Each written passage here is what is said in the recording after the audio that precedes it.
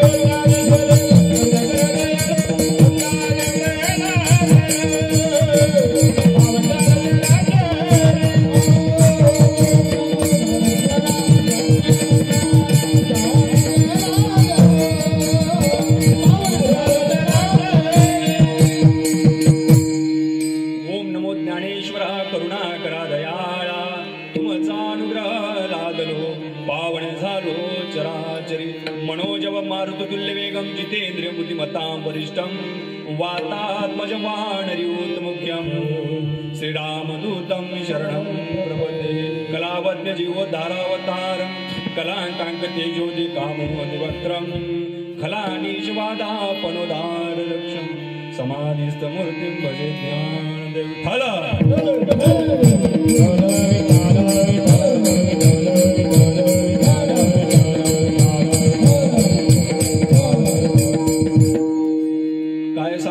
संतांचे उपकार मज निरंतर जागविती काय द्यावे त्यासी व्हावे उतराई ठेवी तो हा पायी जीव थोडा सहज बोलणे हित उपदेश सहज बोलणे हित उपदेश करुणी सायास शिकविती काय द्यावे त्यासी व्हावे उतराई ठेवी तो हा पायी जीव थोडा तुका म्हणे वस्स धेनुवेचे चित्ती तैसी मज येती सांभाळीत काय द्यावे त्यासी व्हावे उतराई ठेवी तो हा पायी जीव थोडा विठ्ठल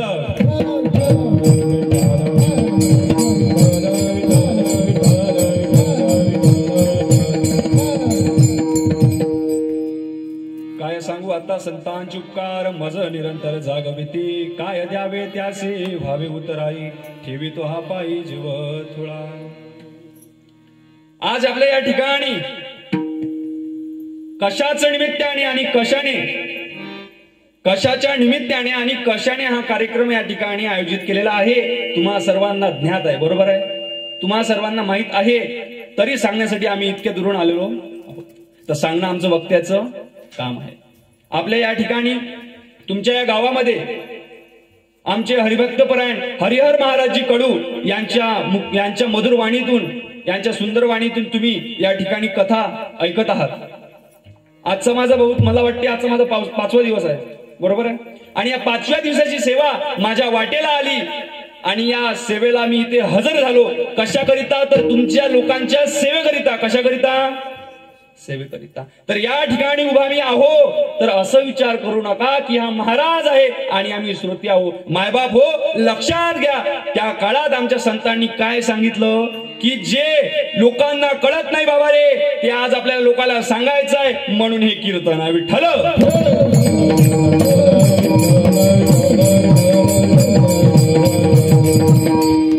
तर मग या प्रसंगी या ठिकाणी घेतलेला अभंग जगद्गुरु तुकाराम महाराजांचा आहे. 4 चरणाचा आहे. 4 चरणाचा असून संतभर हा अभंग आहे. काय म्हणतात महाराज? काय सांगू आता संतांचे उपकार मज निरंतर जागविती काय द्यावे त्यासी व्हावे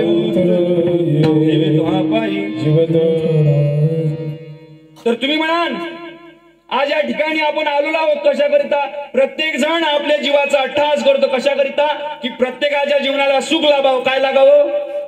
काय लाभावं? मायबाप हो, दोन्ही हात जोडून तुम्हाला विनंती आहे माझ्या कीर्तनामध्ये आलेल्या प्रत्येक लोकांनी बोलत चला. कारण का जोपर्यंत तुम्ही बोलणार नाही तोपर्यंत मला इकडे एनर्जी भेटणार. म्हणून कीर्तन जर तुम्हाला वाटत असेल की आपलाच मुलगा आहे, आपलाच भाऊ आहे आणि आपलाच कोणीतरी जर असेल तुम्हाला असं वाटत असेल मायबाप तर पट्टपट्ट बोलत चला आणि उत्तर देत चला. कारण का टाइम कमी आहे, मला बोलणं जास्त आहे. तुम्ही बोलत चला, मी उत्तर देत जाईन. म्हणजे आपलं कीर्तन कसं होईल हे आनंदमय होईल आणि या कीर्तनाचा आनंद तुम्हा सर्व लोकांना घेता येईल विठ्ठल.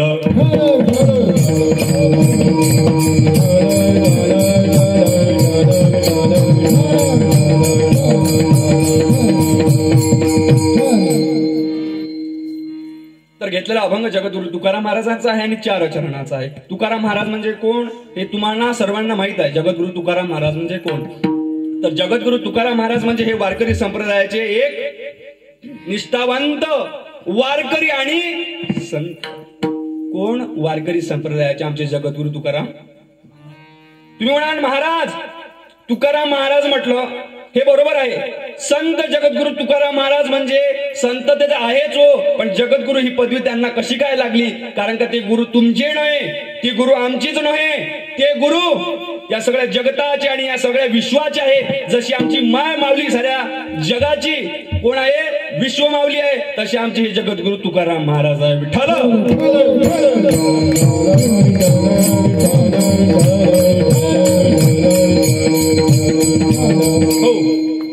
तर घेतलेला अभंग जगद्गुरु तुकाराम महाराजांचा आहे. माहित पडलं. मग जगद्गुरु तुकाराम महाराज म्हणजे कोण? तर हे जगद्गुरु आहे, विश्वाचे गुरु आहे आणि गुरूंचं ऐकणं हे आपलं आद्य कर्तव्य आहे. आणि या ठिकाणी गुरूंनी सांगितलेली काय सांगितलं? गुरूंनी गाथा लिहिली, गुरूंनी काहीतरी सांगितलं आणि हे काय सांगितलं? प्रत्येक मनुष्याला गाथा घेऊन वाचणं होत नाही. प्रत्येकाला संसार आहे, संसारामध्ये काम आहे आणि या कामामध्ये व्यापलेली तुम्ही सारी जनता आहे मायबाप. तुम्हाला वाचायला टाइम नाही असं म्हणत नाही की संसार सोडा आणि गाथ्याच्या मागे लागा. शब्दाकडे लक्ष द्या. असं म्हणत नाही हो की संसार सोडा, गात्याच्या मागे लागा. पण एक लक्षात घ्या, संसारामध्ये जर आले ना मायबाप, संसारामध्ये जर आले असाल तर तुम्हाला इथे यावं लागेल. आणि गाता वाचण्याचा तुमच्याकडे टाइम नाही ना, पण या ठिकाणी येऊन तुम्हाला गात्यात महाराजांनी काय सांगितलं, संत काय म्हणतात आणि महाराज काय म्हणतात, ह्या जाणून घेण्याचा तुम्ही अट्टास केला पाहिजे. त्याच्यासाठी तुम्ही कीर्तनात आल्या. बरोबर, ज्या ठिकाणी बाबा आम्ही आलो, आसनावर उभं झालो आणि आसनावर उभं झाल्याबरोबर मला कसं भेव वाटलं. मी म्हटलं बा ह्या गावातले लोक येतील की नाही येत, कुठं कुठं परंपरा राहते बा. ते कसं होते, पहिलेच्या काळात नियम होता, आमच्या बाबांना माहित आहे, महाराजांना माहित आहे. पहिलेच्या काळात नियम होता, लोक समोर बसायचे आणि महाराज त्या मंदातून यायचे. बाबा बरोबर आहे ना, बरोबर आहे बाबा. लोक बसायचे आणि महाराज मधून यायचे. आता तर नियम मोडला, आता पहिले महाराज येते मग लोकून मागून लोक येते. कायसाठी का महाराज येईन, महाराज विना घेईन, मग महाराज रुपाचा अभंग घेईन, महाराज जे येते ते घेईन. बरोबर आहे ना, बरोबर आहे ना. महाराजले जे येते ते घेईन आणि मग महाराज कीर्तनाला सुरुवात करेल. पण मायबाप हो येत चला, कारण का तुमच्या येण्याने हा सभामंडप आणि हा रंग मंच म्हणा की सभामंडप, पण हा सभामंडप कशाने भरतो तर तुमच्या येण्याने. आणि तुमचे पाय या ठिकाणी लागले, काय म्हणतो ऐकत चला, तुमचे पाय जर या ठिकाणी लागले ना तर आमच्या मनाला आनंद होतो. विठ्ठल.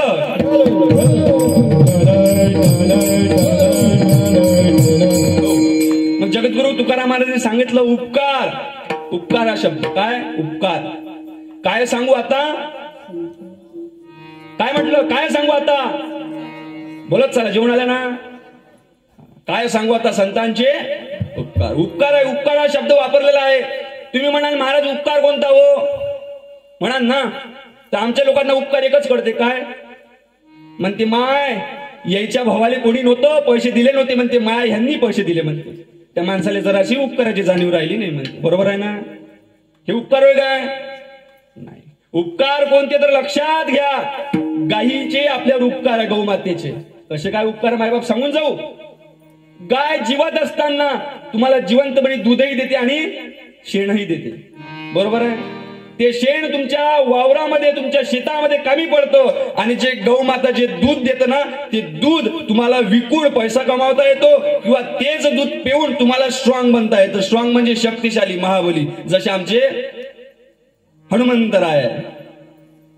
गाय जिवंतपणी शेणही देते आणि दूधही देते, पण मग एक लक्षात घ्या, जिवंतपणीच नव्हे तर मेल्यावर तिचं कातळी सुद्धा आपल्या कामी येतं. इतकी उपकारवान ती कोण आहे, गौमाता आहे. जशी गौमाता आहे, गौमातेचे आपल्यावर उपकार आहे, तसे आपल्या सृष्टीचे, वृक्षाचे, मातीचे, गोट्याचे, पाण्याचे, सगळ्यांचे आपल्यावर उपकार आहे. आणि तसेच आपल्या मायबापांचे आपल्यावर. मग मला एक गोष्ट सांगा, आपण सर्वात श्रेष्ठ काय समजतो, आई काय समजतो. तुम्ही म्हणाल महाराज आई सर्वात श्रेष्ठ आहे आपण म्हणतो, स्वामी तिने जगाचा आई विना म्हणतो ना आपण. बरोबर आहे तुमचं. तुम्ही म्हणाल महाराज असं म्हणताना तुम्ही स्वामी तिने जगाचा आई विना भिकारी. पण एक लक्षात घ्या, जगद्गुरु तुकाराम महाराजांनी असं नाही म्हटलं काय सांगू आता आईचे उपकार. म्हटलं काय असं बाबा, असं नाही म्हटलं. मग काय म्हटलं, काय सांगू आता संतांचे. तुम्ही म्हणाल महाराज असं कसं बोलता भाऊ, आईपेक्षा श्रेष्ठ संत झाले का.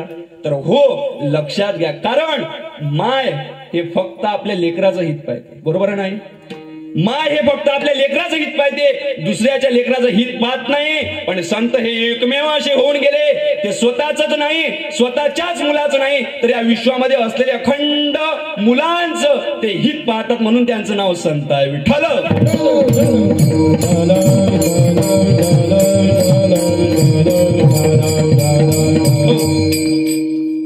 इथं बसलेल्या प्रत्येक माणसाने, प्रत्येक स्त्रीने हाताने टाळी आणि मुखाने नाम घेत जा. हे मला सर्वप्रथम सांगता आलं असतं, पण कसं आहे, आम्ही तुमच्या गावात नवीन आहे. बरोबर आहे, आम्ही तुमच्या गावात नवीन आहे आणि इथं आम्ही तुमच्या समोर उभा आहे.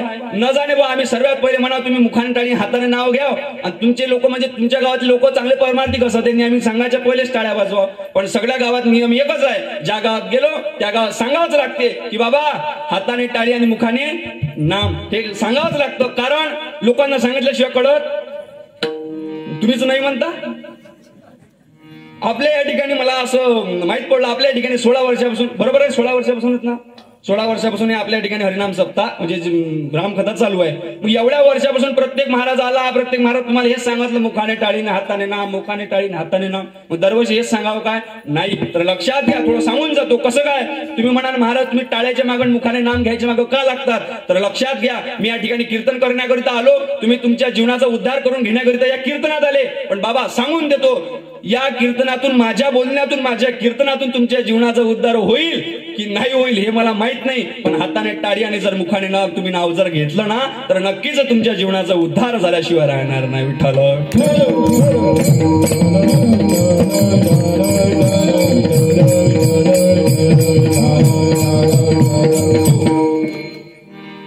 मग काय आपला विषय काय चालू होता? उपकाराचा. कशाचा? मग महाराजांनी काय सांगितलं? आपल्या आईचे उपकार सांगितले काय? वृक्षाचे उपकार सांगितले का? गायीचे उपकार सांगितले का? नाही. कशाचे उपकार सांगितले? ते संत. संत म्हणजे कोण? संत तेच जे आपल्या पूर्ण विश्वाचे, पूर्ण जगताचा विचार करतात तेच संत. आणि त्यांचे उपकार आपल्याला सांगता येत नाही. उपकार म्हणजे काय आणि त्यांचे उपकार कसे आणि उपकार कोणाचे? अभंगाचं पहिलं चरण.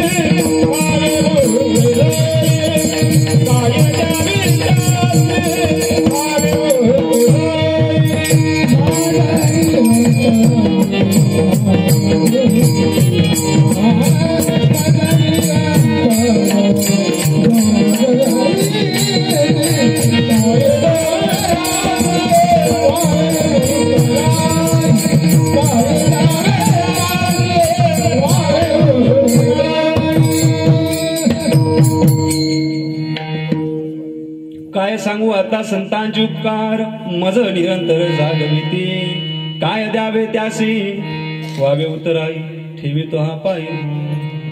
काय सांगू आता संतांचे उपकार, मज निरंतर जागवी राहिले, जागवत आहे. कशाकरिता? रे उठा, महाराजचं कीर्तन चालू आहे, उठा, झोपू नका.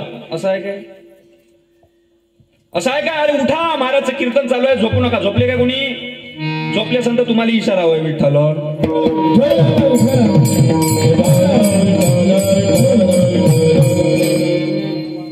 मज निरंतर जागवत आहे आपल्याला. अरे उठा, काहीतरी उपकार आहे. कोणाचे? बोलत चला. कोणाचे?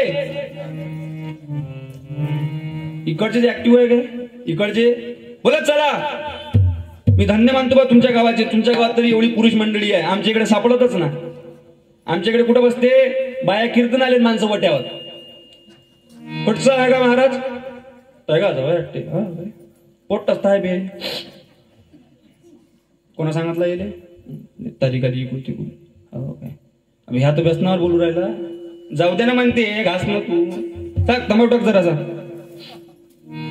अरे महाराज तर कीर्तनात मांडोबात बोलावर राहिले का? या आपल्या जीवनाचा उद्धार करा. महाराज सांगू राहिले. याचं चालू होतं ना इथं.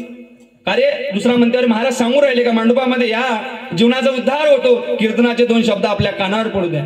त्या काय म्हणते? जाऊ दे ना, माया बुड्याचं तसंच वाया गेलं आणि मग जाईन काय होऊ राहिलं. कीर्तनात गेल्यानं कोणाचं भलं झालं म्हणते? आपलं भलं होईल. तर लक्षात घ्या, तुम्हाला आता काही वाटत नाही. काय म्हणतो? तुम्हाला आता काही वाटत नाही. पण ज्या वेळेस तुमचं वय जसं जसं जसं जसं वर चढत जाईल, तुमच्या हातचे अधिकार निष्ठत जाईल आणि तुमच्या जागेवर तुमचं जेव्हा पोरगा तयार होईल ना मायबाप, त्यावेळेस लक्षात घ्या, तुम्ही केलेले कर्म, केलेले कार्य सगळे तुमच्या डोळ्यासमोर येणार मायबाप. आम्ही डोळ्यानं पाहतो, काही काही मरता मरत नाही. बाजीले चिपकून राहते, मरता मरत नाही. त्याच्या तोंडात तीर्थ टाकू दे, तुळशीचं पान टाकू दे, गडी मरत सराच आहे. कारण त्याने त्याच्या जीवनामध्ये कधीच भगवंताचं नावही घेतलं नाही. कीर्तनात कधी लोक म्हणते महाराजले तेवढंच आहे म्हणते, बाबा महाराज सांगते म्हणते भगवंताचं नाव घ्या, जीवनाचा उद्धार करा. जीवनाचा उद्धार कशा करिता? भगवंताचं नाव कशा करिता? तर मोक्षा करिता. कशा करिता? कशा करिता? मोक्षात कोणाला पाहिजे म्हणते? मोक्षापर्यंत जातेच कोण? पण बाबा मोक्ष म्हणजे काय हो? लक्षात घ्या. बाजीला तुमच्या समोर, तुमच्या डोळ्यासमोर असे असंख्य उदाहरण असतील. लक्षात घ्या, त्या बाजीवर एक मनुष्य म्हातारा झोपला असतो, सारे परिवार सारं घर त्याची मरायची वाट पाहते, पण तो त्या ठिकाणी मरत. याचं नातूत मन असन, नातूले पुण्याहून बोलाव. याचं नातीत लग्न, मातीत मन असन तर नातीले बोलाव. पोरीत मन असन तर पोरीले बोलाव. आणि पोरात मन असन तर सारे जीवन जाते, पण ह्या मरत. याच्या सुना म्हणते लवकर म्हणणार मामाजी, इकडे गहू निसतो ना, उरकतीवर घ्या बा, म्हणजे आम्हाला तयारी करायला बरं होते. बरोबर आहे ना? तर मोक्ष म्हणजे काय? मोक्ष म्हणजे भगवंत, भगवंताच्या प्राप्तीपर्यंत आपल्याला जायचंय. तुम्हाला या जीवनाचा अट्टहास कशा करिता? तर या जीवनाचा अट्टहास एकाच करिता आहे. कोणत्या गोष्टी करिता? की आपल्या जीवनाला मोक्ष लाभावा आणि मोक्षाचा मार्ग आपल्याला सिद्ध प्राप्त व्हावा, याच्याकरिता हा मार्ग आहे, याच्याकरिताचा हा अट्टहास आहे. काही काही लोक म्हणतात महाराज आम्हाला सुख नाही, आमच्या जीवनामध्ये सुख नाही. सुख शोधावं कुठं? सुख सापडत नाही म्हणते. सुख करता करता त्याचं अख्खं आयुष्य संपूर्ण जातं, पण त्याला सुख भेटत नाही. त्याचं कारण एकमेव म्हणजे तो समाधानी नाही. काय? तो सुखी का नाही? कारण त्याच्या मनामध्ये समाधान नाही. मायबाप लक्षात ठेवा, जेवढं तुमच्यापाशी आहे तेवढ्यातच जर तुम्ही समाधानी असाल ना, तर या जगातले सर्वात सुखी तुम्ही. विठ्ठल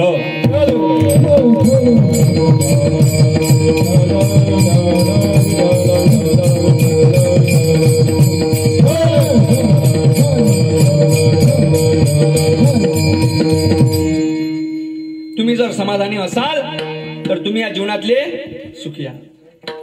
जो देखो सो दुखी आहे. सारे दुखी आहे, सुखी कोणी आहे काय? आणि या संसारामध्ये सुखी कोणीच नाही. सुखाची आशा करू नका माझा. आणि जर सुख तुम्हाला पाहिजे असेल ना, महाराज आम्हाला सुख हवंय हो, आमचं अख्खं आयुष्य गेलं, आमचा संसार संपून गेला, आमचं अख्खं आयुष्य गेलं, पण आम्हाला बाबा सुख सापडलं नाही हो. सांगा हो, सुखाची व्याख्या कशाला म्हणतात? सांगा. आम्हाला सुख हवंय कशाकरिता? बाजूजीला पाहतो तो बाजूजीचा बंगला वर गेला, तिच्या घरी सायकल होती, तिच्या घरी कार येऊन गेली, माय तिला सुख आहे, पण मला सुख. प्रत्येक माणसाची, प्रत्येक व्यक्तीची ही विचार भावना आहे का तो सुखी आहे, मी सुखी. जो जास्त श्रीमंत असणार त्याच्या घरात जाऊन पहा, त्याच्यासारखा दुखी कोणी नाही.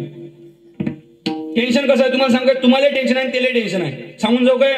टेन्शन असं आहे, तुमच्याजवळ पैसा नाही, तुम्हाला टेन्शन आहे, आणि त्याच्याजवळ पैसा आहे, कुठं ठेवावं हे टेन्शन आहे. खरं आहे ना? किती भरण इन्कम टॅक्स वाले पडले जाते त्याच्या अंगावर, किती भरण. मग आपल्याला या जीवनामध्ये फक्त श्रीमंत नाही व्हायचं, आपल्या विष्णुदेवाची पत्नी लक्ष्मी माता घेऊन सुखी नाही व्हायचं, तर आपल्याला या ठिकाणी समाधानी व्हायचं आहे. आणि समाधानी होऊन आपल्याला मोक्षापर्यंत. मग सुख म्हणजे कुठं बाबा? सुख म्हणजे काय? तर सुख तुम्हाला एकाच ठिकाणी भेटतं. सुख तुम्हाला एकाच ठिकाणी भेटतं. ते सुख जर कुठे भेटत असेल तर ते सुख एकाच ठिकाणी भेटतं, ते म्हणजे संतांचा दरबार. विठ्ठल.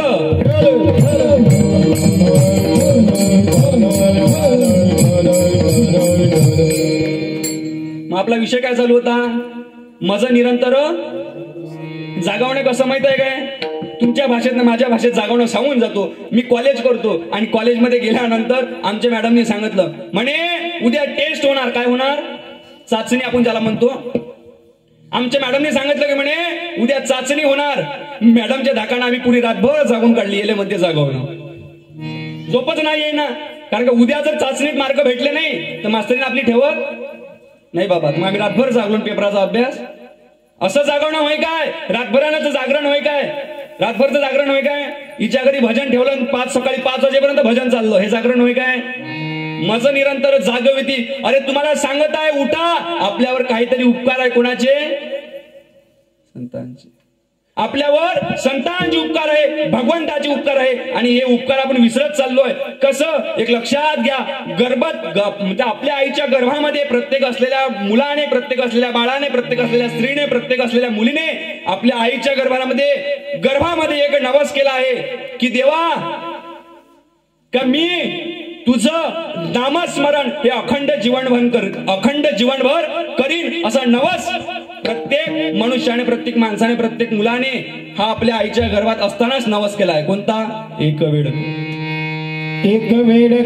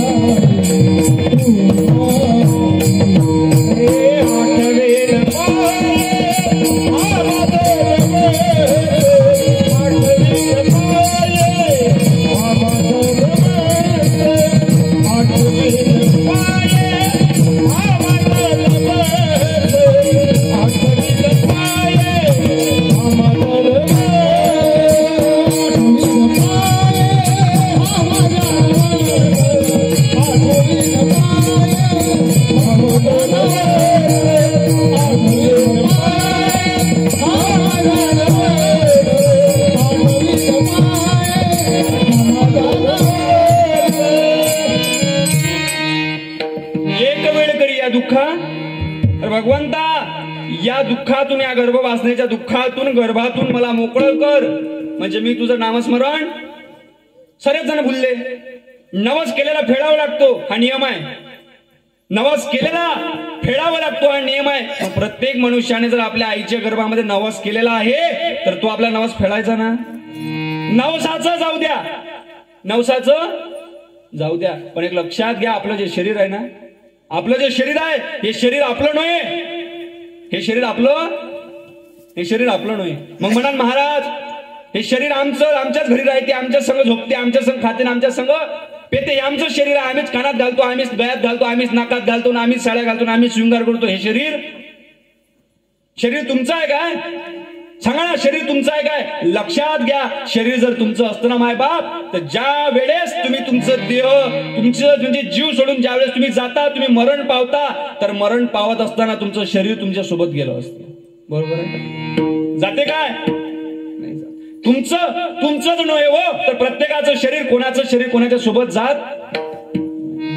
जातच नाही. मग काय होतं? चार चौघ जमा होते.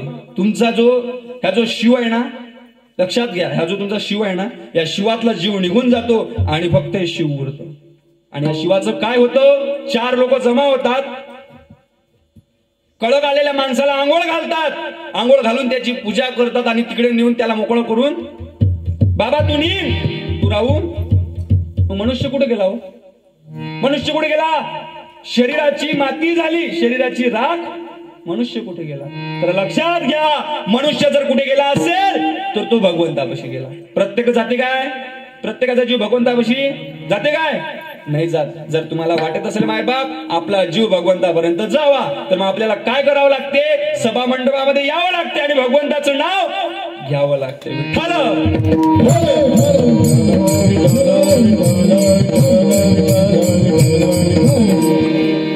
आम्ही वारंवार सांगतो त्या पट्ट्यातल्या बाया टाळ्याच नाही वाजू. आता याचं काय करावं? याच्यासाठी नवीन उपक्रम घ्यावं काय आपण? टाळ्या वाजवा योजना. असं असेल तर सांगा, कीर्तन सोडतो, तुमच्या बचत गटाच्या मीटिंग मध्ये येतो, वाजवा टाळ्या. तर आपल्याला कोड्या टाळ्या वाजून फायदा नाही, आपल्याला देवाच्या भजनामध्येच टाळ्या वाजवाव्या लागतात. टाळ्याचे प्रकार आहे बरं बाबा, तुम्हाला कमी येईल जास्त समजते. टाळ्याचे प्रकार आहे बरं. भजनात वाजले तर पुण्य लाभते, लक्षात घ्या. भजनात वाजले तर पुण्य लागते, आणि टोल नाक्यावर जर वाजले ना पैसा भेटते. आलं का लक्षात? भजनात जर वाजले तर पुण्य लाभते आणि जर हेच हात जर टोल नाक्यावर जर वाजले ना तर माणसावर पैसा जमा होते. मग एक लक्षात घ्या, तुम्हाला पुढच्या जन्मात टोल नाक्यावर म्हणजे टाळ्या वाजवायच्या आहे की भजनात टाळ्या वाजवायचा आहे, हा प्रत्येकाचा विचार आहे. प्रत्येकाने विचार करा, टाळ्या तिथं वाजवायच्या का इथं वाजवायच्या, विचार करून टाळ्या वाजवावी.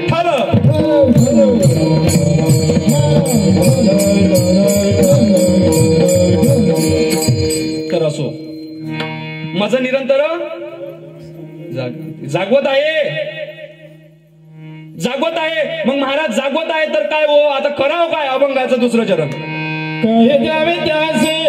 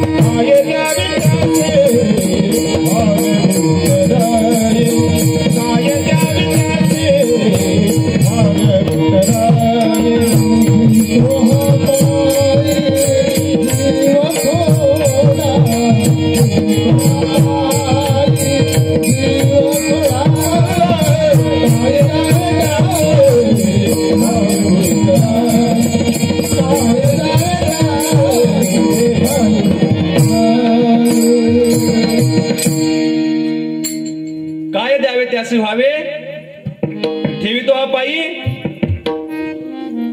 काय द्यावे त्याशी? आपल्याला काहीतरी द्यायचं आहे की त्या उपकारातून आपल्याला, त्या ऋणातून आपल्याला फिटायचं आहे. काय करायचं आहे? त्या उपकारातून, त्या ऋणातून आपल्याला फिटायचं, मोकळं व्हायचं आहे. मग खरंच असं मोकळं होता येतं?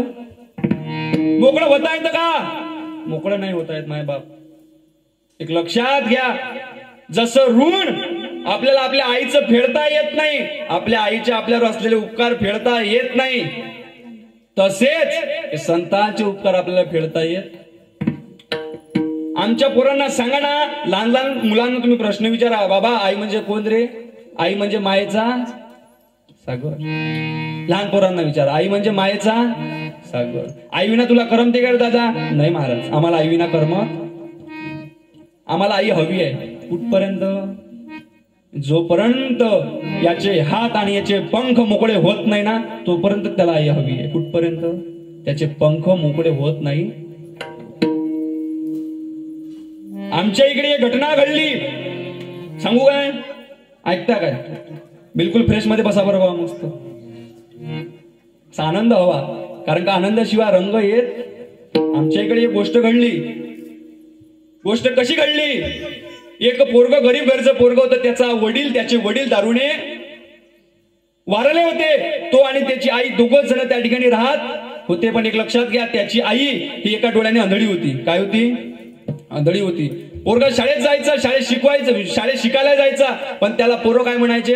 अरे हा आंधळीचा मुलगा आला. कोणाचा?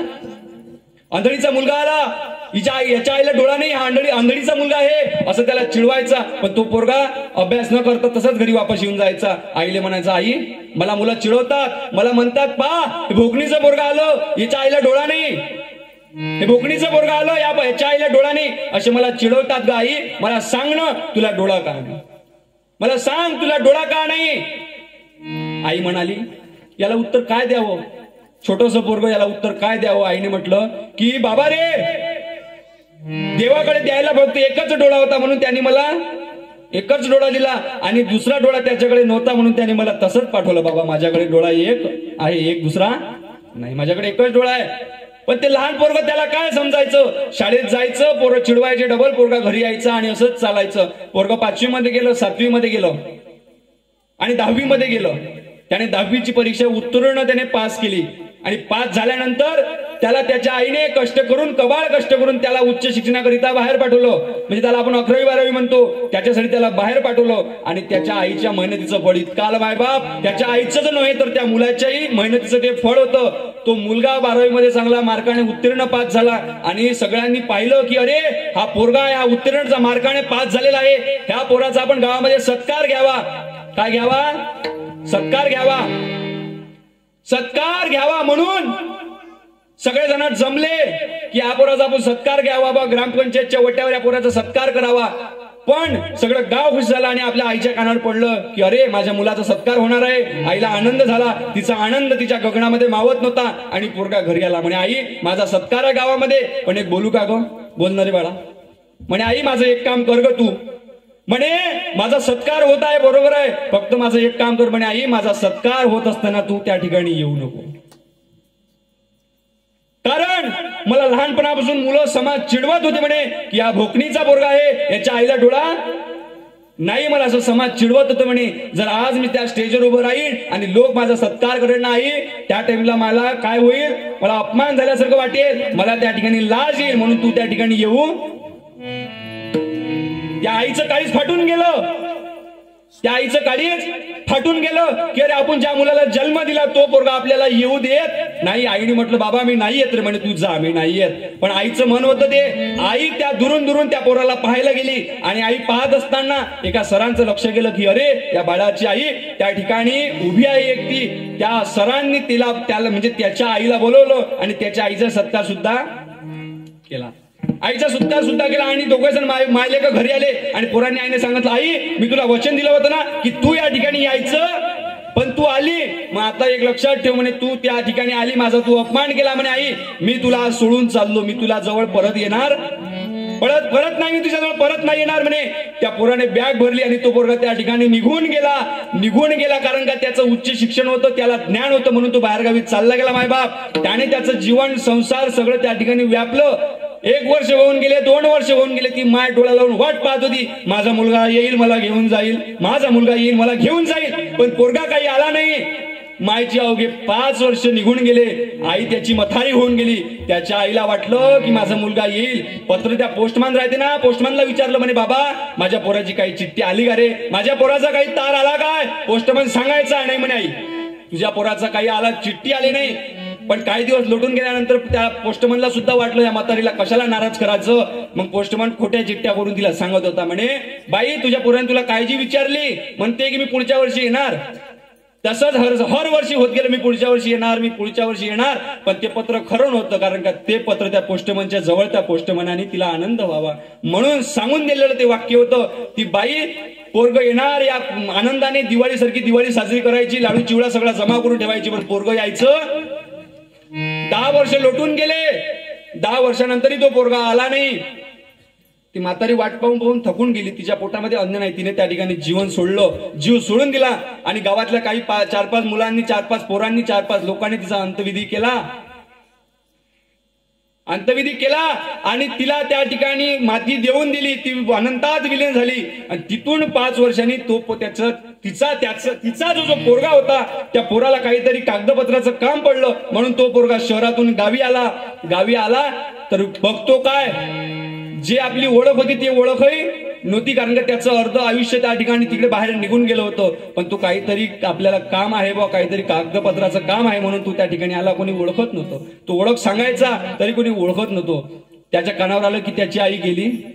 कोण जगणार हो इतकं वर्ष वाट पाहून त्याची आई त्या ठिकाणी मरून गेली. आणि तो गावात गेल्याबरोबर त्याने तो त्या रंगमंच पाहिला, तो ओटा पाहिला का ज्या ठिकाणी आपला सत्कार झाला. आणि त्या ठिकाणी गेला ज्या ठिकाणी त्याचं घर होतं. घराच्या दरवाजासमोर त्या दरवाजाभर गवत वाढलेलं होतं. त्याने गवत असं अल्लग केलं आणि तो घरामध्ये गेला. घरामध्ये बघतो तर काय असंख्य ठिकाणी जाळे होते. घरामध्ये गवत सगळं तण वाढलं होतं. पण आता आईची आठवण म्हणून काय, त्याला आईची आठवण आली. त्याचं मन पाजळलं की अरे आपण चुकीचं केलं. पण आईची निशाणी म्हणून काय तर बघतो त्याच्या वडिलाचा त्या ठिकाणी फोटो लागला होता. आणि फोटोच्या खाली आपण ते दिवाबत्ती करतो ती एक पाटी होती आणि त्या पाटीवर एक कागद होता. त्याने तो कागद उचलला की अरे काहीतरी यामध्ये आहे. आणि बघतो तर काय तर त्याच्या आईची चिठ्ठी होती आणि त्याच्या आईने त्यात लिहून ठेवलेलं होतं. म्हणे बाळा आलास ना रे, मी तुझी खूप वाट पाहिली रे, पण तू आला नाही. माझ्याकडून जगणं झालं नाही बाबा. मला देवाने आवाज दिला आणि मला जायचंय. तू कधी येशील मला याची गॅरंटी नाही. आता मला काही विश्वास नाही की तू येणार. मला गॅरंटी नाही म्हणे बाबा, मला विश्वास नाही. तू गेला परत येशील की नाही मला याची गॅरंटी नाही म्हणे बाबा. आता मी काहीच करू शकत नाही रे म्हणे. तुझं जीवन तू आनंदाने जग. पण म्हणे तू लहानपणापासून मला जो प्रश्न विचारला होता ना की आई तुला डोळा का नाही ग, तुला डोळा का नाही, देवाने तुला डोळा का दिला नाही, याचं उत्तर म्हणजे मी बाबा तुला सांगून जातो रे. ज्यावेळेस तू येशील त्यावेळेस ही चिठ्ठी वाचजो आणि हे तू समजून घेजो, कारण का माझ्याकडे उत्तर द्यायला मी जिवंत राहणार नाही. त्यामध्ये लिहिलं होतं म्हणे बाबा मला जो डोळा नाही ना त्याचं एकमेव कारण म्हणजे असं, मी लहान असताना सुद्धा मला डोळा होता. माझं लग्न ठरलं, तुझ्या वडिलांसोबत माझं लग्न झालं तरी मला डोळा होता आणि मला गर्भधारणा झाली त्यावेळेसही मला डोळा होता बाबा. पण ज्यावेळेस तुझा जन्म झाल्याबरोबर डॉक्टरांनी मला खुशखबरी सांगितली, आनंदाची बातमी सांगितली की आई तुला खूप गोरा गोंडस पोरगा झालेला आहे, खूप सुंदर तुझं पोरगा आहे, रूपवान तुझं पोरगा आहे. पण म्हणे आई एक गोष्ट आहे ग. म्हणे डॉक्टर काय झालं सांगावं, माझा जीव तुटते. म्हणे आई तुझ्या पोराला एक डोळा नाही म्हणे, एक डोळा नाही, एकाच डोळ्याने तुझं पोरगा जग पाहू शकते म्हणे, त्याच्याकडे डोळा नाही म्हणे. आम्ही खूप प्रयत्न केला म्हणे, पण तुमच्या रक्तगटाचं मला दुसरं कोणी व्यक्ती सापडला नाही म्हणे आणि डोळा सापडला नाही म्हणे. तुमच्या दोघाय मायलेकाचं रक्तगट एक आहे म्हणे, बाकी दुसऱ्या कोणाचं नाही माझ्यापाशी नाही म्हणे. तर आईनं काय केलं म्हणे बाबा तू 2 डोळ्याने जग पाहावं म्हणून मी माझा डोळा काढून तुला दिला. त्या आईने आपल्या पोराने जग पाहावं म्हणून डोळा काढून दिला आणि या पोराने डोळा नसलेली आई आपल्या स्टेजवर आली म्हणून याने आई सोडून दिली. आली का त्याला जाणीव आपल्या आईची? नाही आली. त्याचा जीव तुटून त्या ठिकाणी बसला की अरे आपण जीवनाचं काय केलं, आपण आपल्या जीवनाची माय दैवत आपण गमावलं. असं आपल्या जीवनामध्ये होता कामा नये. आपण आपल्या आईचे उपकार फेडू शकत नाही. म्हणून एक सुंदर गीत आहे, कसं, कशाला गेली आई तू स्वर्गाला, कशाला गेली आई तू स्वर्गाला, कशाला गेली आई तू स्वर्गाला, कोण मागेल तुझ्या या बाळाला, कशाला गेली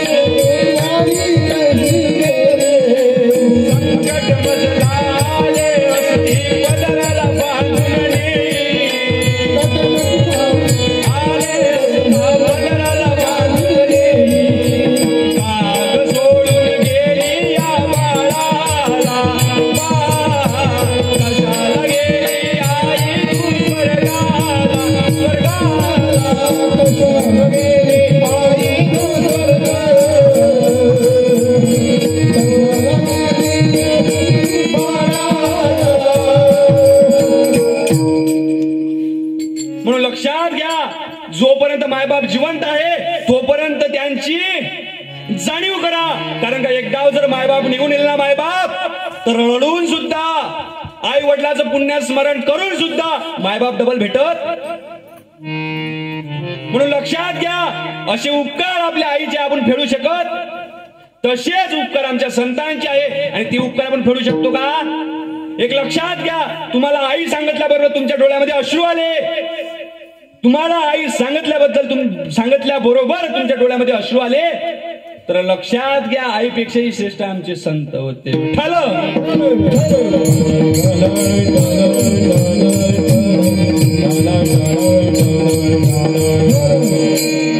काय द्यावे त्यासी व्हावे उतराई, ठेवी तो पायी. असं काय द्यायचं आहे की आपल्याला त्यातून मुक्त व्हायचंय, त्यांच्या उपकारामधून मुक्त व्हायचंय. मग आपल्याला मुक्त होता येते काय? जीव जरी आपण त्यांच्या पायावर ठेवला तरी आपण मुक्त होऊ, म्हणजे त्यांच्या उपकारातून मुक्त होऊ शकत, त्यांच्या ऋणातून मुक्त होऊ शकत.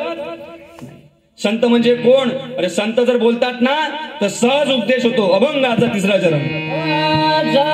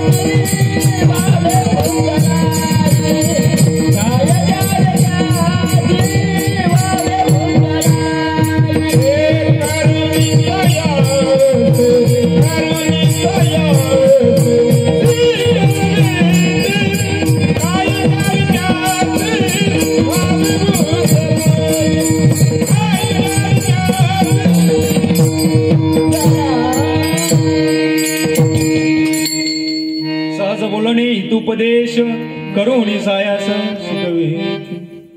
सहज बोलणे हितोपदेश करुणी सायास. सहज बोलतात संत आणि सहज ते बोलतात आणि ते आपल्यासाठी काय ठरतं? काय ठरतं बोलत चला? उपदेश ठरतं. सहज बोलणे हित उपदेश. ते बोलतात तर ते आपल्यासाठी उपदेश बनून जातो. बोलणे प्रत्येक माणूस बोलतो, प्रत्येक स्त्री बोलते, पण स्त्री खरं कुठं बोलते माहित आहे काय? सांगून जाऊ काय? प्रत्येक स्त्री बोलते कुठं माहित आहे काय? ते जानेवारी महिन्यात तो एक सण असते यायचा, प्लास्टिकचे भांडे जमा करायचा. काय म्हणते त्याले? संक्रांत होय काय? मकर संक्रांत. बरोबर आहे ना? मकर संक्रांतीच्या टाइमले बाबा मी घरी होतो. मी काय म्हणते, बाबू बाहेर जाय रे म्हणते दादा. म्हटलं काहून? काय आलं? म्हणते मी बाया बोलवतो म्हणते. म्हटलं कोण मला बसता येत काय? नाही नाही म्हणते तुला बसता येत, तू बाहेर जाय म्हणते. तुला बसता येत म्हणते, तू बाहेर जाय म्हणते. बाबा मी मोठा बदमाश, मी जाईन का बाहेर? मी एका दरवाज्यातून बाहेर निघालो, दुसऱ्या दरवाज्यातून घरात घुसलो. माझ्या घरात 2 दरवाजे. जेले समजलं त्याच हसल्या, बाकीच्या लेट करंट आहे. विठ्ठल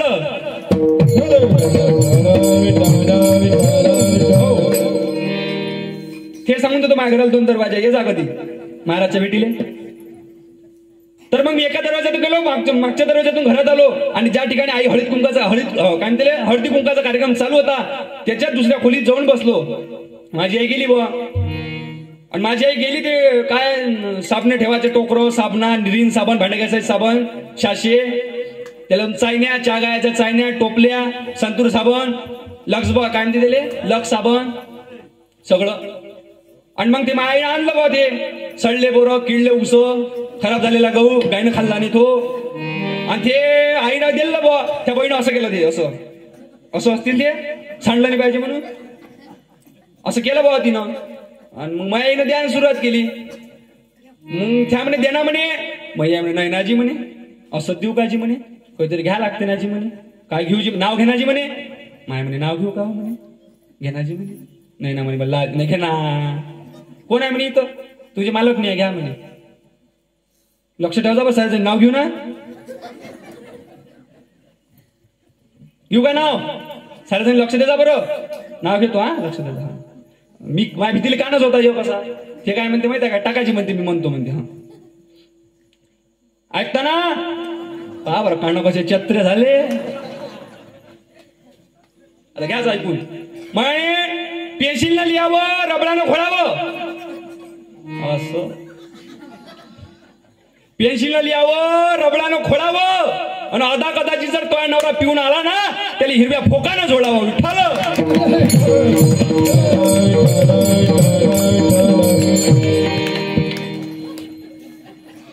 जर हिरवं फोकं नसन तर मी संग आणल्या, एक एक वाटून देऊ.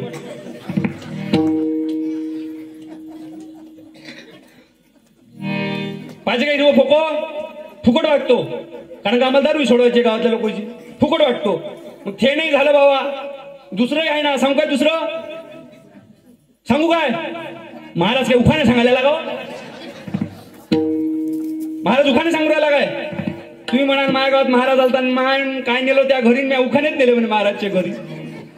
महाराजनं काय सांगितले? संत निनं काय नेले? आता नाव काढलं दुसरं घेऊन घेतो, तुमचं मन ठेवत नाही बाबा. नाही तर मला उचके लागायच्या रातच्या. महाराज उखाणं, महाराज उखाणं. कुठं करता बाबा? सांगून दे दुसरं. दुसरीने केलं बाबा असं, जसं होतं तसं. आता डबल काही करत नाही, मला काही पुरत नाही. तिनं जसं होतं तसं केलं म्हणे. सांगायची म्हणे, मी सांगतो म्हणे. खोक्यात खोका, अगरबत्तीचा खोका, खोक्यात खोका, अगरबत्तीचा खोका. मी त्याची मांजर थोमाया.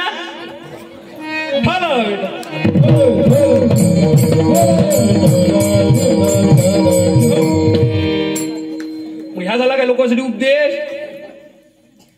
सहज बोलणे हित. तुम्ही सहजच बोलल्या, झाला काय उपदेश? नाही. तर कोण सहज बोलतात? संत सहज बोलतात. सहज बोलून जातात संत, आणि तो आपल्यासाठी उपदेश ठरतो. आणि तो उपदेश कसा असतो? आपल्या हिताचा असतो. कसाचा असतो? हित म्हणजे काय हो? बोलत चला, हित म्हणजे काय? आमच्या आजकालच्या लोकांना, पोरांना हित कळत नाही. हित कशात आहे? हितच समजत नाही आम्हाला. आपुलिया हिता जोसे धन्य माता पिता. हित म्हणजे काय हो? हित म्हणजे काय? खरं सांग ना मला, हित म्हणजे काय? हित म्हणजे तरी लक्षात ठेवा, जो पोरगा आपलं हित लहानापासून जन्मला तर आपल्या आई वडिलांच्या चांगल्या संस्कारामध्ये, आपल्या आईच्या चांगल्या वागणुकीमध्ये मोठा होत चाललेला आहे. त्याने शिक्षण घेतलं, चांगली नोकरी प्राप्त केली किंवा चांगला उद्योगधंदा त्याने टाकला आणि तो आनंदी आहे. त्याचे आई वडील त्याच्या घरात आहे, त्याचे आई वडील त्याच्यापासून समाधानी आहे, त्याची पत्नी ही त्याच्यापासून समाधान आहे आणि त्याचे मुलंही त्याच्यापासून समाधानी. आपुल्या हिता जो असेल, जो आपल्या हितासाठी जागताय ना, त्याचे मायबाप धन्य असे सांगतात. मग जो पोरगा आपल्या जीवनामध्ये स्थायी आहे, आपल्या जीवनामध्ये परफेक्ट आहे, आपली देवभक्ती करतो, भगवंताचं नामस्मरणही करतो, संतांनाही पूजतो, देवांनाही पूजतो, गुरुचीही पूजा करतो, सप्त्यातही जातो, कीर्तनातही जातो, त्याचं खरं हित आहे. आमच्या पोराला हित समजत नाही. हित कुठं चाल ना का त्या बाजूच्या गावाले हे आहे ना, काय म्हणते पुरीचे नाच तमाशा. हे पोरगा आईली विचारते, आई जाऊ काय हो? हे बाई काय म्हणते माहिती आहे काय? त्याचा कान नाही धरत. ते बाई काय म्हणते माहिती आहे काय? बाबू बरोबर जाजो, रातचा टाइम आहे, कानपट बांधजो. खरंच बरोबर कीर्तनात जाईन काय? जसं झाड तसं शुद्ध बीजापोटी रस फळ रसाळ गुरु, शुद्ध बीजापोटी फळ रसाळ. मग लक्षात घ्या, जसं झाड तसं. आमच्या ठिकाणी एका आमच्या मायावावरात चोरी झाली. जमा इकडे याचा आहे जांबाचं झाड, म्हणजे जांबाची झाड आहे वावरात 5-6. माई तर चोरी झाली. मै बाबा म्हणे, बाबू तू जांबत खवरायला काढून मॅडम. नाही बाबा, मी जांबाला हाताने लावला म्हटलं. म्हणे मग जांबत चालले कुठं? मै बाबा म्हणे, बाबू जांब म्हणे चोरी चालले म्हणे आपले म्हणे. मग आता आपल्याला सोकारी करावं लागते म्हणे. मै बाबा राहिले बा सोकारी, मी कुठं राहता, मला रातची कीर्तन करावं लागते, मला सोकारी जमन काय? मला भाई झोप आले. मै बाबा सोकारीला गेले आणि पाहतो तर काय, बरोबर 12-1च्या दरम्यान एक कुठं झाडावर चढलं होतं. झाड हाले ना ते. माझ्या वडिलांना पकडलं ते पोट्ट, उचललो खाली. का बे तू जांबत उडवायला का? अबेले का म्हणे, त्या जांब मागतली असते, मी तुला तसेच 5-6 जांब देऊन दिले असते ना म्हणे. चोराची काही गरज होती काय? तू चोरू काय साठी राहिला म्हणे? चोराची गरज नव्हती म्हणे. 5-6 जांब मी तुला दिले असते म्हणे. पण तो चुकलं म्हणे राजा, त्यात चोरी केली म्हणे. अरे राजा तारावरून पडला, गिटावून येता आता पडला, आणि तुला जर काही झालं तर माय बापाला काय वाटन म्हणे? मी आता त्या घरी येतो त्या बापाला तो नाव सांगतो म्हणे, चांगले कानपट पीर घायला लावतो म्हणे. तो वाले रातसेले का जांबा तोडत असते काय म्हणे? मी 5-6 दिले असते ना म्हणे तुले. थांब म्हणता बाप्पा जोड येतो, आता बापाला सांगतो म्हणे. पोरगा काय म्हणे, काका तरास घेऊ. बापाला सांगायचा तरास घेऊ नका म्हणे, आणि माझ्या घरापर्यंत याचा तरास घेऊ नका म्हणे. मी बाबा म्हणे कोण रे म्हणे राजा? म्हणे काका ज्या फांदीवर मी होतो कोणी म्हणे, त्याच्या वरच्या फांदीवर अजूनही माझा बाप बसला आहे म्हणे. विठ्ठल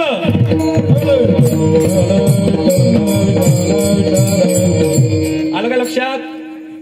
पोरगा चोरी करायच्या फांदीवर होतं, त्याच्या वरच्या फांदीवर त्याचा बाप बसला होता. कायले जांब चोर आले. मग कसं निघन ते? सात्विक निघन काय? म्हणून लक्षात घ्या, पोरं घडवणं आणि पोराला ही शिकवणे, पोराला सही म्हणजे खरा मार्ग सांगणे, हे कर्तव्य जर कोणाचं असेल तर कोणाचं आहे? कोणाचं? हा, पोराला तरी समजलं. उद्या त्या पोरासाठी टाळ्या. वा, आनंद केला पाहिजे अशा पोराचा, आपण अभिमान केला पाहिजे. कारण आजकालचे तरुण पोरं कीर्तनाला दिसत नाही, खरंच नाही दिसत. आम्ही असं सांगतो, खास करून टाकतो असं पत्रिकेत का टाका बा आमच्या मागे बाल कीर्तनकार टाका, युवा कीर्तनकार टाका, कारण की या नावाने तरी पोरं येतील. पण पोरं आम्हाला गावोगावी दिसत नाही. पोरं हरपले का तुमच्या गावातले? का शिक्षणासाठी बाहेर गावी गेले? तेले काम आहे ना बाबा, तेले पबजी खेळ लागते, फ्री फायर खेळा लागते, बरोबर आहे ना? उठल्याबरोबर गावात चौकात जाऊन बसा लागते. काय होऊ राहिलो, हालीला कसा काय, कोणी जिवंत आहे का, कोणी गेलं काय, कोणी आलं काय, कोणी नवीन, असं तेले गावात हालीला ठेवा लागते. त्याच्याशिवाय कारभार चालत नाही. मला वाटते सरकार त्याच्यानंच उभा आहे. पोरं या इकडे येत नाही, कारण मथारे आपल्या शिवजयंतीकडे जात, डीजेकडे जात नाही, आणि तरुण पोरं भजनात हरिपाठात येत. याच्यात आनंद आहे, याच्यात खरा आनंद आहे. तुम्ही म्हणाल महाराज आनंद कसा काय हो? खरा आनंद आहे याच्यात, या वारकरी संप्रदायामध्ये.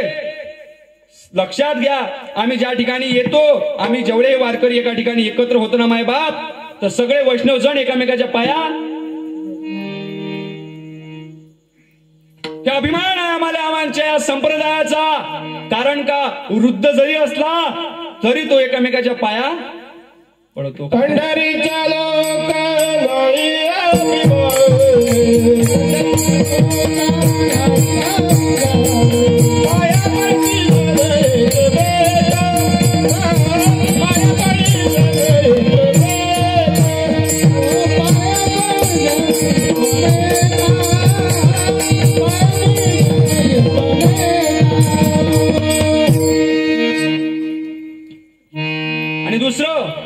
अहंकाराचा वारा न लागो राजसा माझ्या विष्णुदासा. या विष्णूच्या दासाला, या विष्णूच्या भाविकाला अहंकाराचा वारा लागता कामा नाही. म्हणून या संप्रदायामध्ये या आणि या संप्रदायाची श्रेष्ठता पहा. लहान असो की मोठा सगळ्याचा या ठिकाणी आदर आहे आणि खरं सुख आणि समाधान या ठिकाणी. तुम्ही म्हणाल महाराज खरंच आनंद आहे काय? आनंद मला आनंद अनुभवायचा आहे काय? चला बिलकुल सगळेजण फ्रेश बसा, बरोबर हात गीत मोकळे करा. झोपेतल्या लोकांनी झोपेतून उठा आणि बसलेल्या माणसाने मांड्या मोकळ्या करा 5 मिनिटासाठी. आणि सांगतो तसं करा. हाताने 2 हात दिले ना भगवंतानी, जेले जेले हात दिले असन त्याने टाळ्या वाजवा. जेने नसन दिले त्यानं खालीच. सांगतो तेवढंच करा. 2 हात घ्या, टाळ्या वाजवा आणि भगवंताचं नाम चिंतन करा.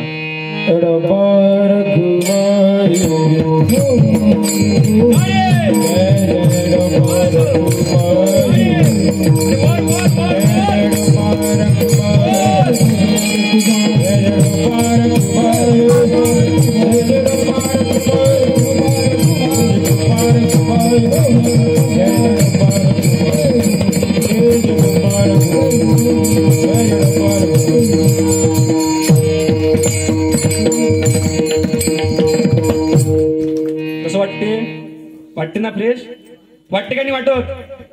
पण आमच्या पोट्ट्याला कुठं वाटते माहिती आहे काय?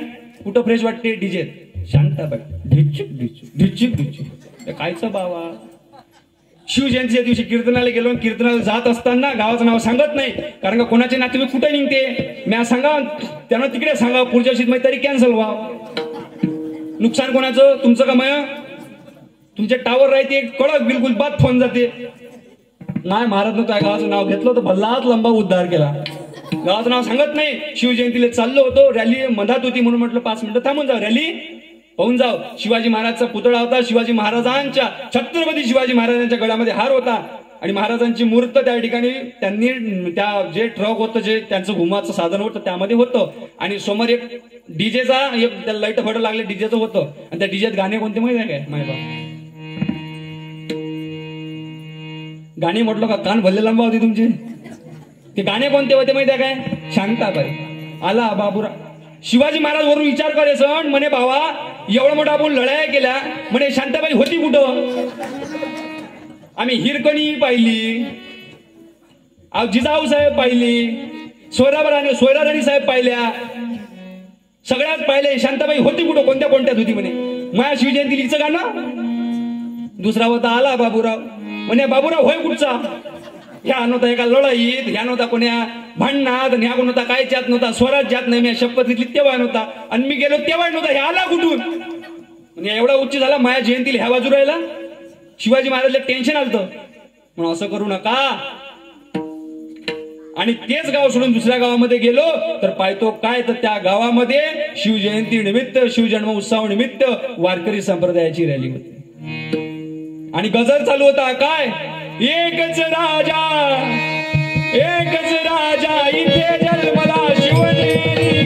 एकच राजा शिवनेरी किल्ल्यावर. माझ्या राजाचं नाव गाजवे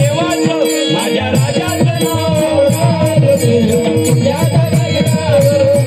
माझ्या राजाचं नाव गाजवे किल्ल्याच्या दगडावर.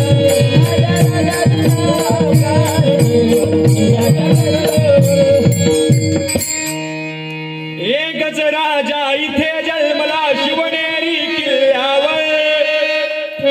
एकच राजा इथे जन्मला शिवनेरी किल्ल्यावर. माझ्या राजाचं नाव गाजतंय गड किल्ल्याच्या दगडावर. माझ्या राजाचं नाव त्या गड किल्ल्याच्या दगडावर गाजू राहिलो. मग ते कोण लिहून ठेवलं काय? कोण कोरलं काय? कोरलंय नाही कोण आणि लिहून ठेवलंय नाही. आणि याची गरज भासली कारण का माझ्या राजाचं कर्तृत्व तेवढं श्रेष्ठ होतं. आजकालची लोक नावासाठी कसे करते असं काय सप्ता पहिले म्हणते पायरे जास्तीची पावती फाडतो त्यात मग नाव घालतो सप्त्यात पत्रिकेत असं वय काय बैले पाठवावर बचत गटाच्या मिटिंगले म्हणजे पाय पैसे भरतो अध्यक्ष मला करतो सचिव तिले करतो नावासाठी सगळं चालते. आपण जीवन जगतो कशा करता आमचं नाव व्हावं काय करता नाव होऊन प्रत्येकाचा टाइम येतो तेवढाच टाइम येतो तो टाइम सोडून त्याला जावं लागतं. कारण का येणारा प्रत्येक प्रोडक्ट मार्केटात येतो बाबा बोलून जातो प्रत्येक येणारा प्रोडक्ट मार्केटामध्ये येतो कैच दिवस चालतो त्याचं कैच दिवस चालतो जास्त दिवस चालत. कोणती साबण येते मार्केटात कैच दिवस चालते नंतर बंद पडून जाते. एखादे हिरोईन येते कैच दिवस चालते नंतर बंद.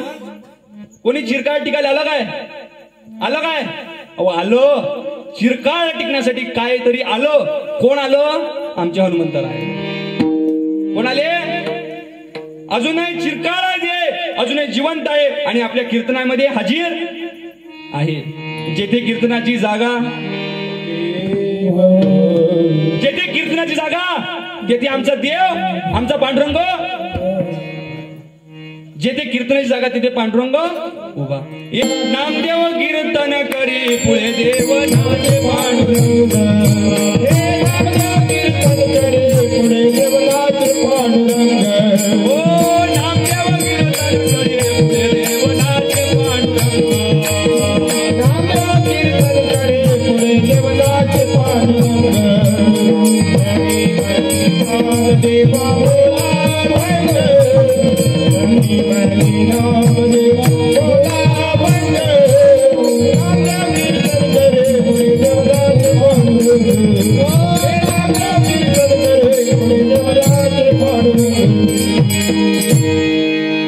नामदेव कीर्तन करी पुढे देव नाचे पांडुरंग.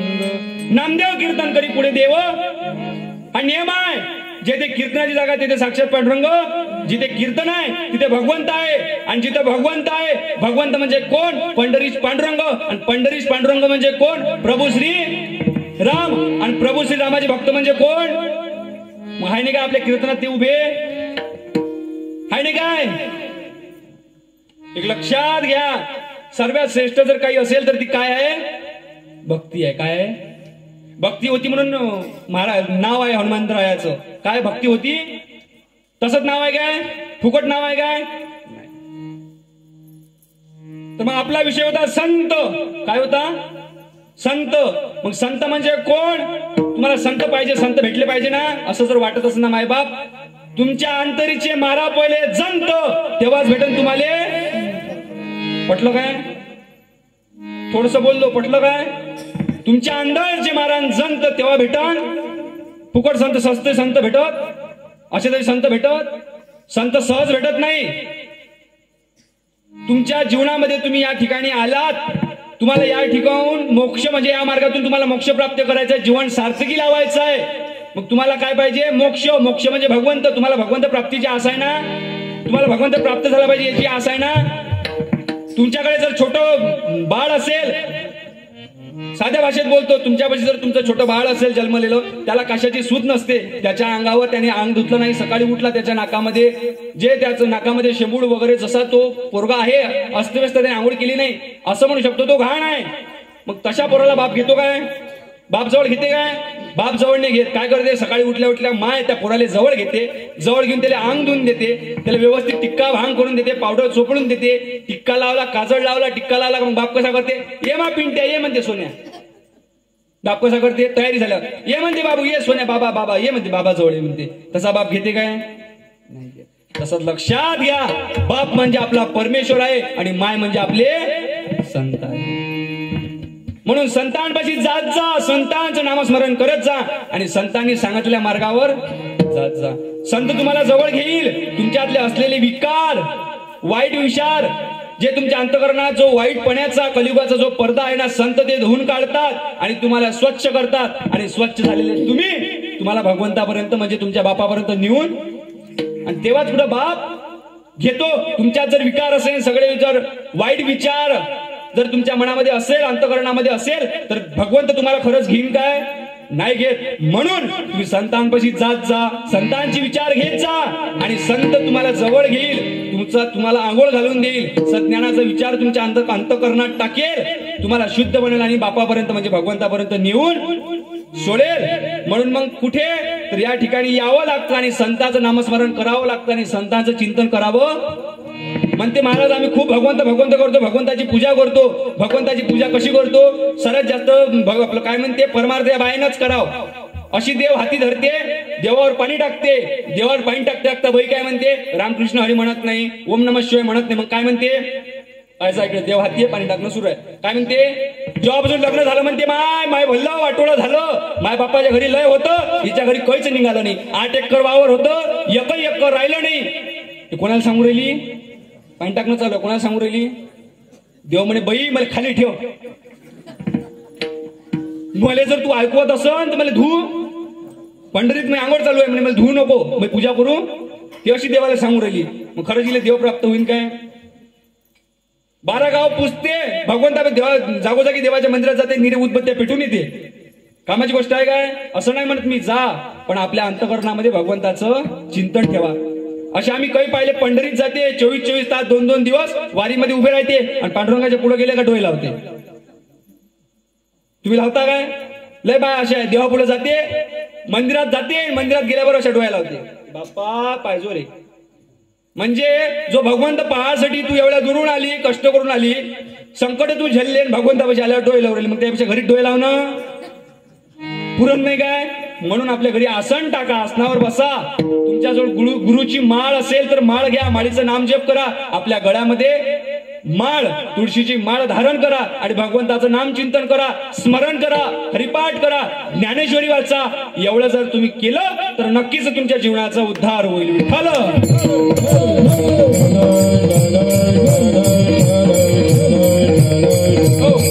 वाचावी ज्ञानेश्वरी, डोळा पाहावी. घरी बसल्या ज्ञानेश्वरी वाचा आणि डोळ्याने काय पहा? वाचा का ज्ञानेश्वरी वाचा, तुम्हीही वाचा आणि तुमच्या मुलांनाही सांगा. पण बाबा मोबाईल पाहतो बरोबर आहे, पण मोबाईल पाहत असताना आजच्या या कलियुगाला काय गरजेचं आहे तर अध्यात्माचं काहीतरी आपल्या जीवनाला गरजेचं आहे. म्हणून बाबा रे 5 मिनिटं मोबाईल बाजूला सार आणि ज्ञानेश्वरी हाताला घे. नाही तर गावामध्ये जर हरिपाठ होत असेल तर हरिपाठामध्ये जाय आणि भगवंताचं नामचिंतन कर. हे जर कोणाच्या हाती असेल तर हे कोणाचे आहे? तुम्हा आईचे आहे, तुम्हा बापांचे आहे. म्हणून सांगतो माय पोरग वाया गेलं महाराज, माय पोराला समजून सांगा. या पातळीवर गेल्यापेक्षा माझं पोरग अज्ञान आहे, माझ्या पोराला चांगल्या मार्गावर लावायचं आहे. संतांनी मार्ग सांगून दिले. एक काट्याने भरलेला रस्ता आहे, एक फुलाने भरलेला रस्ता आहे. एक लक्षात घ्या, त्या फुलांच्या रस्त्याने तुम्हाला जायचंय की काट्याच्या रस्त्याने जायचंय? हा प्रत्येकाचा विचार तुमचा आहे. तुम्ही विचार करा कसं करायचं. संतांनी 2 मार्ग सांगितलेले आहे. त्या मार्गाने जर जायचं असेल, संतांनी सांगितलेला मार्ग म्हणजे फुलाचा मार्ग आणि या कलियुगाचा रस्ता आणि दुर्विचाराचा रस्ता म्हणजे काट्याचा रस्ता. तुम्ही तुमचं मायबाप विचार करा, तुम्हाला चांगलं फुलाच्या रस्त्याने जायचंय की काट्याच्या रस्त्याने जायचंय? ज्याचा विचार त्याने करा आणि हाताने टाळी आणि मुखाने नाव उठालं.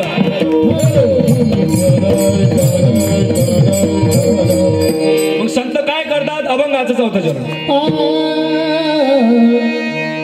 तू कोणाने वसा धरुची आजी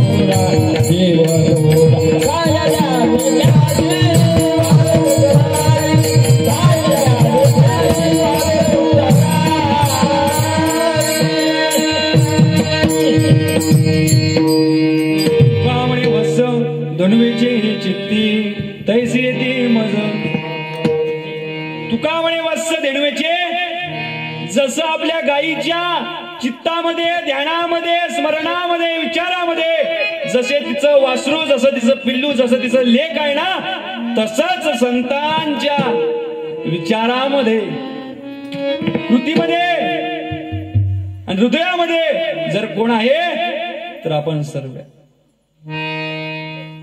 आमची ज्ञानेश्वर माऊली, आपल्या पोटाला भूक नाही, मला भूक नाही लागली हो, माझ्या निवृत्ती दादाला भूक नाही लागली, माझ्या सोपान दादाला भूक नाही लागली, सोपान काकाला भूक नाही लागली, आमच्या अवघ्या 6 वर्षाच्या मुक्ताईला भूक लागली हो.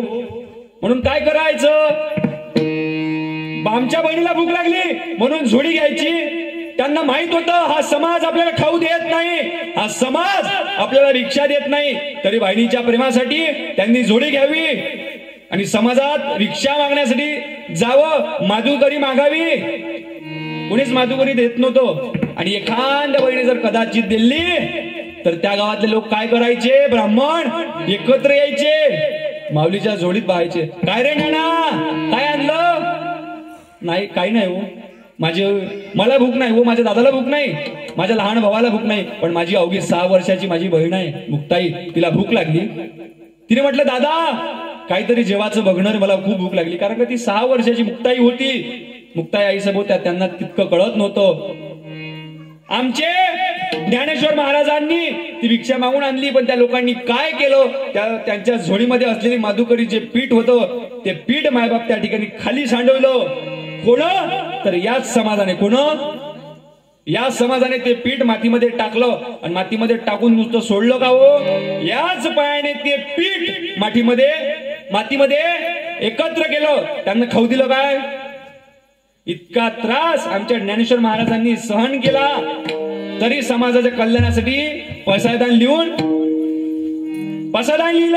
ज्ञानेश्वरी लिहिली कशाकरिता? तुमच्या आणि आमच्या जीवनाच्या उद्धाराकरिता. जशी गाय आपल्या पोराचं हित पाहते, जशी गाय आपल्या लेकराचं चित्त करते ना, तसेच संतही आपलं चित्त पाहते. आपल्या चित्तात, तिच्या स्मरणात, संतांच्या स्मरणात आपण नेहमी राहतो. जसं गायीचं आहे तसं संताचं आहे, निर्मळ अंतःकरण आहे. इतका त्रास होऊन जगद्गुरु तुकाराम महाराजांची गाथा पाण्यामध्ये बुडवून सुद्धा कधी शिती सराव नाही केला आमच्या संतांनी, कधी वाईट शब्द कोणाला बोलले नाही. कारण का ते संतांचं अंतःकरण होतं, आपल्यासारख्याचं अंतःकरण आहे का?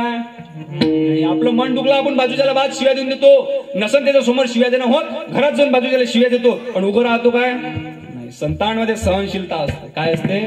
सहनशीलता आहे. म्हणून ते संत सहज कोणी होत नाही. संत कोणी सहज होत. आपल्याला संतांसारखं बनता येत नाही, पण संतांचे विचार तर आपल्या अंतःकरणात आपल्याला रुजवता येते ना. तुका म्हणे वस्त धनवेचे तैसी येते माझ सांभाळी, तैसी माझं सांभाळतात. सांभाळणं म्हणे तुमचं काय. पोरं म्हणते महाराज आमच्या आई वडिलांना आम्ही सांभाळतो. अरे दादा ते होते म्हणून तू त्यांना सांभाळतो. त्यांनी तुला जन्म दिला म्हणून तू आहे, तुझं अस्तित्व म्हणजे तुझे माय बाप आहे. बरोबर आहे ना. पोरगं काय सांगते, नाही म्हणते महाराज आमच्या आई वडील आमच्यातच आहे म्हणते. अबे तू त्याच्यात नाही, ते तोयात नाही, तू त्याच्यात आहे. आता टाइम सरल्यासारखा होऊ राहिला, टाइम सरलं का असं होतं. तुम्ही म्हणाल महाराज तुम्ही मगांपासून सांगूच राहिले कोणी जेवण आलो कोणी जेवण नाही आलो. जरा उरकुतीवर घे ना, थोडस सांगतो कीर्तनाले. उरकू काय कीर्तन, खूप टाइम झाला. सून बसल्या बा तुम्ही सून बसल्या म्हणून मै रेंज गेली म्हणून ते शब्द चुकला असं होते ते. यात गलती कोणाची, मै का तुमची? तुमची. विठ्ठल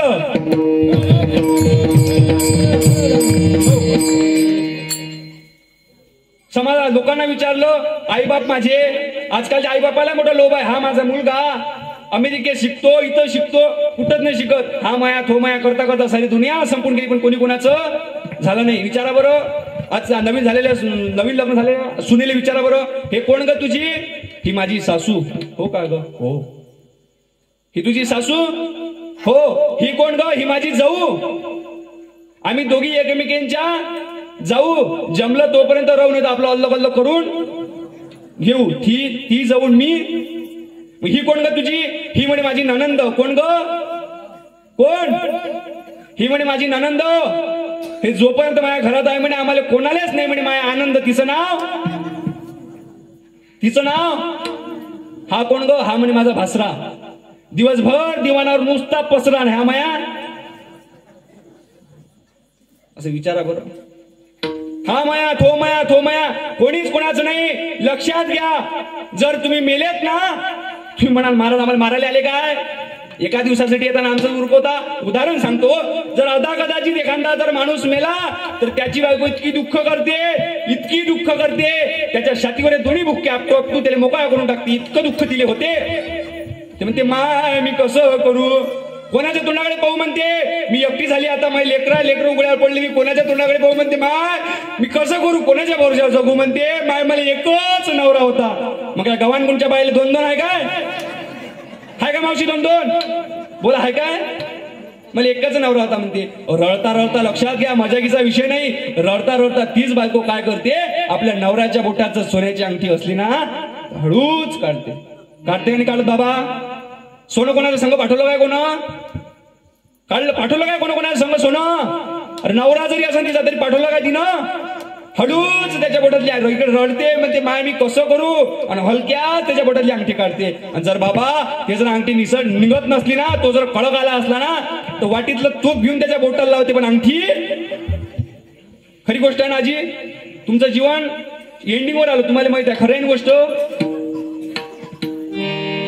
लक्षात घ्या, कोणी कोणाचं नाही. आपण म्हणतो माझा नवरा माझी माय कोणीच कोणाचं नाही. जर आपल्या या जीवनामध्ये जर कोणी कोणाचं असेल तर देव आपला आहे आणि संत आपला आहे. जर जीवनामध्ये नैराश्य आलं की आपण कसं करावं, आपलं कोणीच नाही.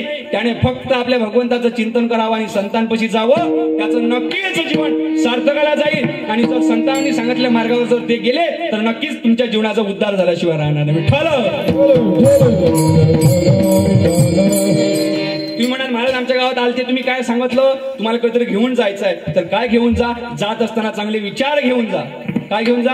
चांगले विचार घेऊन जा. काहीतरी माझ्याकडून चुकलं असेल तर मला माफ करा, कारण का तुमच्या मुलासारखा, तुमच्या भावासारखा, तुमच्या पोरासारखा मी आहे. माझं जर काही चुकलं असेल तुम्ही मला क्षमा करा, पण जे चांगलं असेल तेच तुम्ही सोबत न्या. आपण मायबाप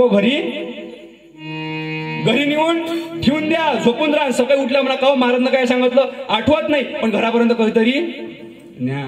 नेत असताना आपणही स्वतः ज्ञानेश्वरीचं पारायण करा, हरिपाठ करा. नसन आपल्याला मंदिरात जाता येत तर घरी हरिपाठ करा. अवघ्या 5-15 मिनिटांमध्ये तुमचा हरिपाठ होऊन जातो.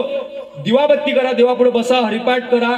टाइम भेटला तर ज्ञानेश्वरी वाचा. इतकं जर मायबाप केलं ना तर नक्कीच तुम्ही जीवनात तुमच्या समाधानी राहा. या जीवनाचा अट्टहास कशाकरिता? समाधानी होण्याकरिता, सुखी होण्याकरिता. सुखी कोणी होत नाही. लोक अट्टहास करतात, देव दिसतात. देव कोणाला दिसत नाही बाबा. देव दिसाची आशा करू नका, कारण का ज्याने देव दिसाची आशा केली त्याला आयुष्यभर देव दिसला नाही. पण एक लक्षात घ्या, एकाने प्रश्न विचारला म्हणे महाराज देव कुठे आहे हो? अरे बाबा देव कुठे आहे म्हण, मीच म्हटलं मला देव दिसला नाही. म्हणे महाराज तुम्ही कीर्तन करता तुम्हाला देव दिसला नाही? लोकोले कसं काय सांगता म्हणे तुम्ही देवाचं नामचिंतन करा, देव दाखवून द्या म्हणे. म्हणजे बाबा ऐक, टाइम माझी कमी आहे, पटकन सांगून जातो. सर्वत्र हवा आहे, हवा दिसते काय? बोलत चला, शेवटला टाइम आहे, बोलत चला. हवा दिसते काय? हवा दिसत नाही, हवा अनुभवा लागते. बरोबर आहे ना? हवा ही अनुभवा लागते, हवा दिसत नाही. तसाच आमचा परमेश्वर सर्वव्यापी ईश्वर आहे, तो ईश्वर दिसत नाही, तो ईश्वर आपल्याला अनुभवा. समजलं असेल तर टाळ्या वाजवा. टाळ्या माझ्यासाठी नाही, तुम्ही जागे आहे काही पाहासाठी. तर असो, जसं सांगितलं तसं लक्षात घ्या, भगवंत सर्वव्यापी आहे. झाडामध्ये, मातीमध्ये, डोंगरामध्ये, पाणी, आकाश, अग्नी, वायू सगळेमध्ये भगवंत आहे. आणि आपली हिंदू संस्कृती ही अशी आहे, जे गाईचं पूजन सांगते, मातीचं पूजन सांगते, झाडाचं पूजन सांगते, संतांचं पूजन सांगते, गुरुचं पूजन सांगते. नदी, गंगा, यमुना, पत्र सगळ्याची पूजा आपण करतो, झाड, वृक्ष सगळ्याची पूजा आपण करतो, हे आपल्या हिंदू धर्मामध्ये सांगतात. म्हणून माणसाची माणुसकी निर्माण करा, माणसाची माणुसकीने वागा, तरच नक्की तुम्ही जीवनामध्ये सुखी आहे. आणि सुख आणि समृद्धी जर तुम्हाला कुठं पाहिजे असेल तर या दरबारामध्ये आहे. या दरबारामध्ये येत चला, संतांचं नामचिंतन करत चला, भगवंताचं नामचिंतन करत चला आणि आपल्या जीवनाचा उद्धार करत चला. विठ्ठल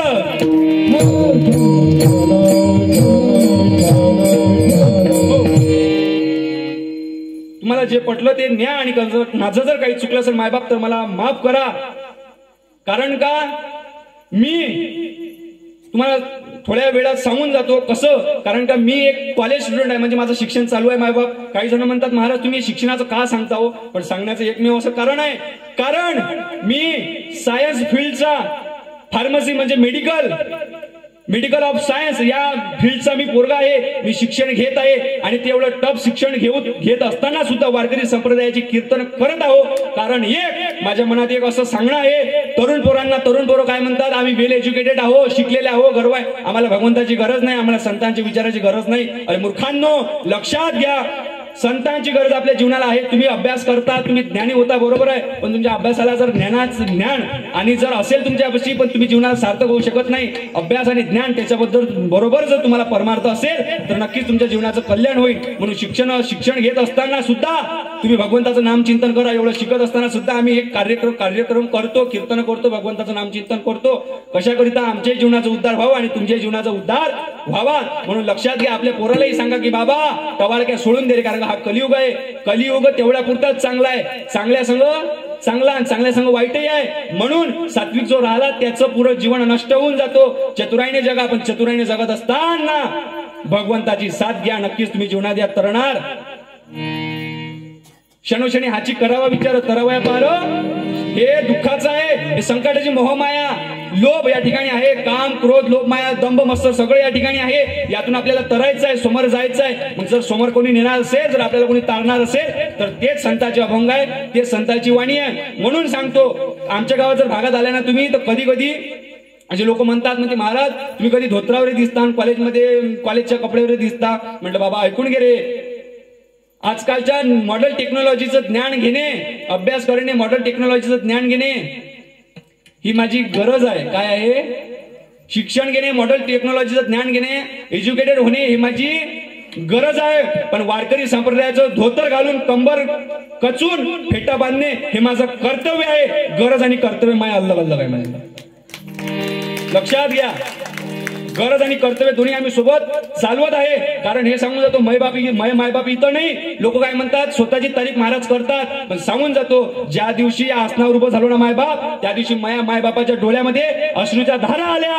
कारण कोण? त्यांनी एकच विचार केला, माझ्या गर्भामध्ये आमच्या पोटी आलेला जन्म घेतलेल्या पोराने आमच्या जीवनाचा उद्धार केला. जर तुम्हाला तुमच्या जीवनाचा उद्धार करून घ्यायचा असेल तर लेकर कसे घडवावे हे तुमच्या हाती आहे. कारण परमार्थ आम्ही सांगतो, परमार्थ तुम्हाला कळते कुठपर्यंत? फक्त घरी जायपर्यंत.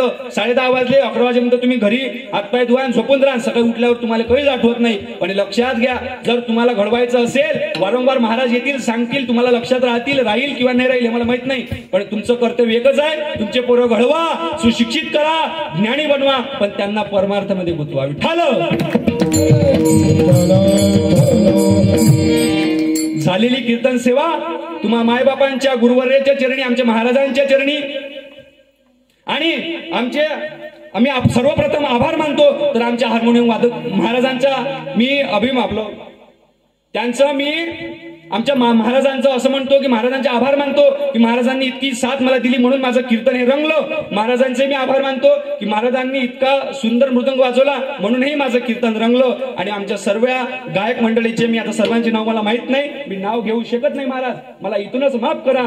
सर्वांचे मी आभार मानतो आणि सर्वात प्रथम आभारही मानतो म्हणजे साऊंड सिस्टीम वाल्याचे, कारण का साऊंड होतं म्हणून तुमच्यापर्यंत आवाज आला, नाही तर महाराजचा गळापुरा बसून गेला असता. इतका सुंदर प्रतिसाद आम्हाला साऊंडवाल्या दादांनी दिला, यांचे आभार मानतो.